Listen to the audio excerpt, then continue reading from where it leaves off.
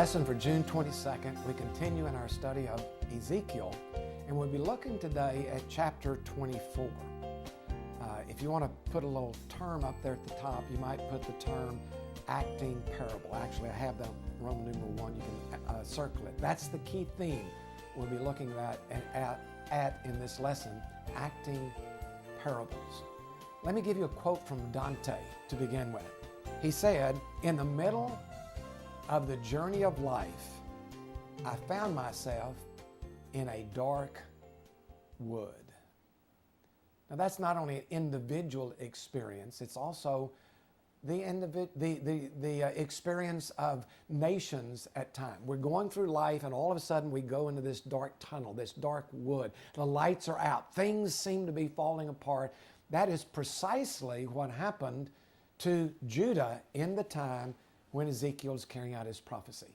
They are about to go through a very, very dark night.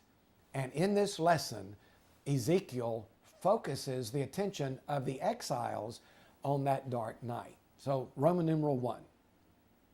Ezekiel often presents his message to the people not in spoken words, but in what I like to refer to as acting parables. That is, he does something, and in this pantomime or in this action or in this little play he works out, he is actually communicating the message from God. They're all the way through Ezekiel. I have on your outline a couple of examples. One of them is in Ezekiel chapter 4, verses 1 through 3, the sign of the brick. Ezekiel takes a brick and writes upon it the word Jerusalem.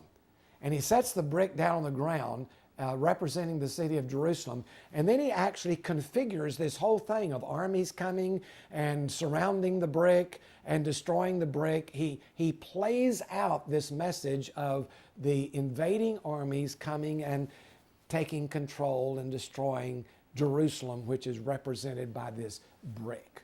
Another example is in chapter 5, verses 1 through 17. Some of them are pretty bizarre. This is one of them. We might call this the sign of the sword and the razor.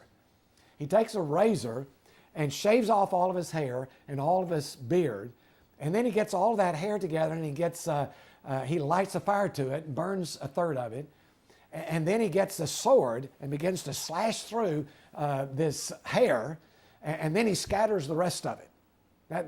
This is the message. Here is Jerusalem. Part of it's going to be burned, part of it's going to be destroyed, part of it's going to be scattered. An acting parable. We see them all the way through. We see another of those as the centerpiece of the lesson for this week. And this is the sign of, or acting parable of Ezekiel's wife. Verses 15 to 27 is our focal point. So let's look at Roman numeral 2 now. With word of the Babylonian siege of Jerusalem, the exiles now in Babylon are waiting for word. Now let me again paint the picture. Jerusalem back here, some of the Jewish people, some of the Israelites are still there. Babylon has been surrounding the city, threatening to destroy the city, on siege of the city. Remember the brick that I talked about a moment ago? Some of the Jewish people have already been taken into exile. This is the group with which Ezekiel is working and prophesying. So this group over here hears that Babylon now is ready to squeeze Jerusalem in its vice